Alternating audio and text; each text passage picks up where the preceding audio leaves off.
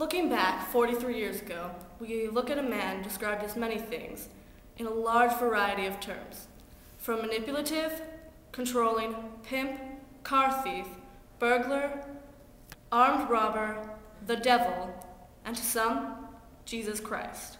Charles Manson was born to a promiscuous 16-year-old girl named Kathleen, and he spent his entire life trying to make it in Hollywood.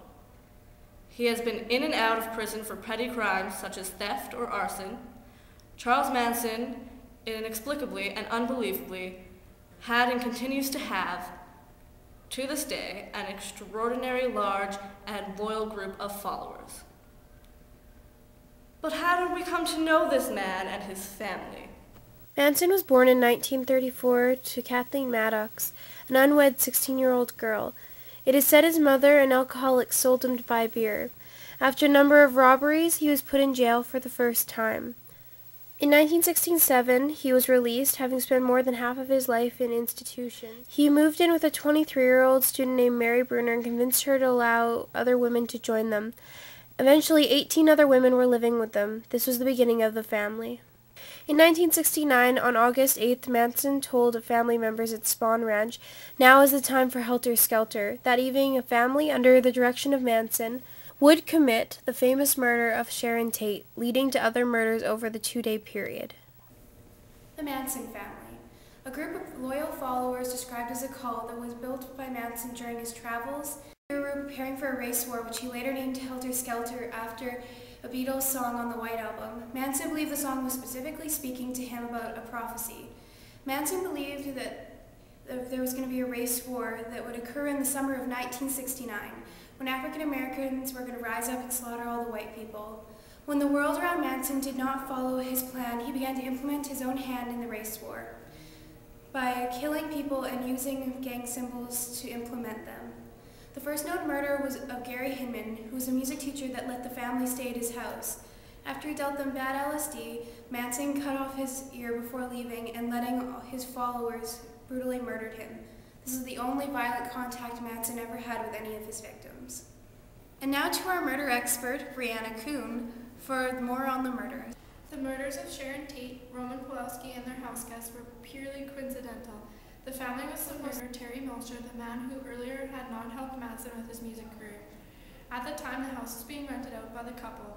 The next night, he told them to go in and kill the LaBoincas. Manson and the family members present tied up the couple, and Manson left. 3 presents separated the couple and murdered them. More murders were planned out but never followed through. In October 1969, the Baker Ranch in Death Valley was raided, and the family members were arrested for arson. Only when Susan Atkins boasted in detail about the murders to her prison cellmates. She gave specific details about Manson and the killings. She also told of the other famous people the family was planning on killing. Her cellmate reported the information to the authorities. Manson was charged with first-degree murder and conspiracy to commit murder, and though he never killed anyone, he was given the death sentence, which was lifted when the law in the state where he was convicted was lifted. To this day, we are only aware of 9 murders committed by his family, but so many more unsolved gang-related murders could be out there, waiting to be solved, connected to Manson. Though not a lot of forensic evidence was used to convict the Manson family and Manson himself during the murders, we believe that if it had been brought forward nowadays, there would have been a lot more put into it in the forensic area to solve the murders, such as finding fingerprints, shell casings, and even profiling, which could have been used to make a profile of what they were looking for, especially by the gang symbols written on the walls, like pig written on the door at Sharon Tate and Roman Polanski's house. Mass murderer Charles Manson was denied parole again Wednesday in his 12th and probably his final bid for freedom. Manson, now a graybeard 77-year-old, will not be eligible for parole for another 15 years. Hey Jackie, is it true that Manson receives 4 letters a day more than any other inmate in the United States? Yes, that is true. And this is our Looking Back segment. I'm Jackie Ralph, signing off.